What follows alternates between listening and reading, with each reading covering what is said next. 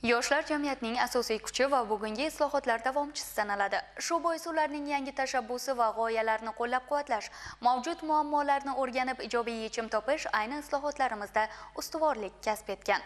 Xususan viloyatimizdagi korxona, tashkilot mutasaddilari tomonidan hududlarda tashkil etilgan rahbar va yoshlar uchrashuvlari ham ana shu jihatlarni qamrab olgani bilan ahamiyatlidir. Prezidentimiz raisligida o'tkazilgan video selektor yig'ilishida yoshlar masalalari bilan alohida shug'ullanish vazifasi topshirilgan edi.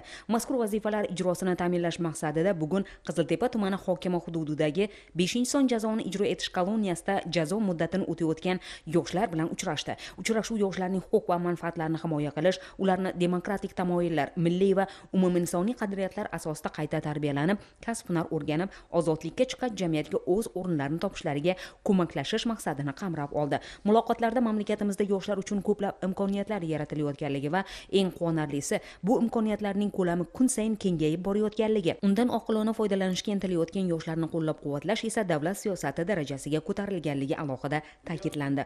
Uchrashuv davomida koloniyada tashkil etilgan kasb-hunar to'garaklari faoliyatini yanada takomillashtirish maqsadida tuman hokimligi tomonidan kompyuter jamlanmasi va 100 dan ortiq badiiy adabiyotlar sovg'a sifatida topshirildi. Shuningdek, tadbirda tuman ichki ishlar bo'limi boshlig'i va sohaviy xizmat rahbarlari ham ishtirok etib, shaxsini tasdiqlovchi hujjati bo'lmagan yoki amal qilish muddati tugagan 40 nafar mahkumga rasmiylashtirilgan ID kartalari tantanali ravishda topshirildi.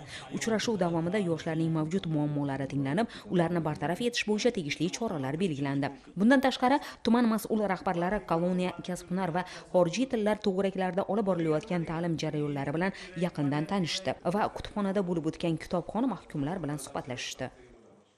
Mamlakatimizda keyingi yillarda yoshlarni otaliqqa olish, ular bilan manzilli ishlash tizimi bugungi kunda samarali mexanizm sifatida namoyon bo'lmoqda. Xususan, Navoiy viloyati favqulodda vaziyatlar boshqarmasi tizimida ham mazkur yo'nalishda izchil ishlar amalga oshirilmoqda.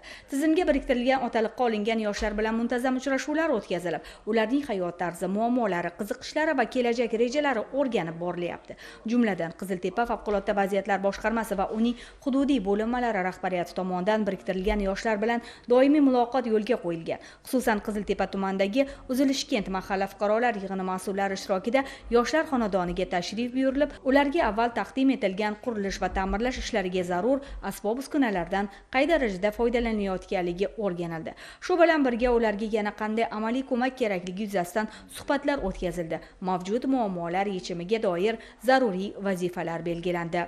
Albatta, yoshlar bilan manzilli ishlash orqali ularning ko'plab ijtimoiy muammolarining oldi olinmoqda. Ishsizlik, befarqlik, huquqbuzarlikka moyillik kabi holatlarning bartaraf etilishida aynan shunday yaqin muloqot va doimiy e'tibor muhim omil hisoblanadi. Navbahor tumanida ham shu kabi ezgu ishlar davom ettirilyapti. Texnikumimizda bilim berish bilan birgalikda turli xil kasblar o'rgatilmoqda.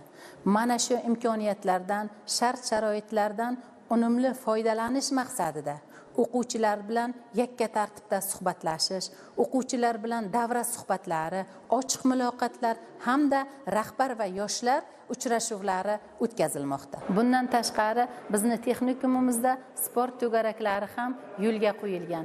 Mana shu sport to'garaklari yo'lga qo'yilgandan keyin bizda mana shu yerda sportchi o'quvchilarimiz ham yetishib chiqmoqda. Tuman favqulodda vaziyatlar bo'limi rahbariyati tomonidan biriktirilgan yoshlar holidan xabar olinib, ularning ta'lim olishi, bandligi, ijtimoiy ahvoli va qiziqishlariga alohida e'tibor qaratilmoqda. Uchrashuvlarda yoshlarga hayotiy maslahatlar berilib, zaruriy tavsiyalar ham ko'rsatilmoqda. Hozirgi kunda prezidentimiz tomonidan yaratib bergan shart-sharoitlardan unumli foydalangan holda kasb-hunar o'rganib, sport mashg'ulotlarida shug'ullanib kelmoqdaman. Jumladan, sportning odatdagi turi bo'yicha 2025-yil bo'lib o'tgan prezident olimpiadasida faxrli 3-o'rinni qo'lga kiritganman. Shuningdek, 2021-yil bo'lib o'tgan robototexnika jangi bo'yicha Navoiy viloyatida bo'lib o'tgan musobaqada faxrli 2-o'rinni qo'lga kiritganman. Hamda 2025-yil bo'lib o'tgan World Skills avtomobil texnik kuzatish va ta'mirlash loyihasi bo'yicha bo'lib o'tgan turnirda faxrli 1-o'rinni qo'lga kiritdim va shuningdek bu musobaqa bo'yicha keyingi bosqich hamda Xitoy davlatiga yo'llanmani qo'lga kiritdim. Bugun har bir yoshning taqdiriga befarq bo'lmaslik, uni qo'llab-quvvatlash va hayotda munosib o'rin topishiga ko'maklashish davlat siyosatining ustuvor yo'nalishiga aylangan. Mazkur tadbir ham ana shu jihatdan ahamiyatlidir.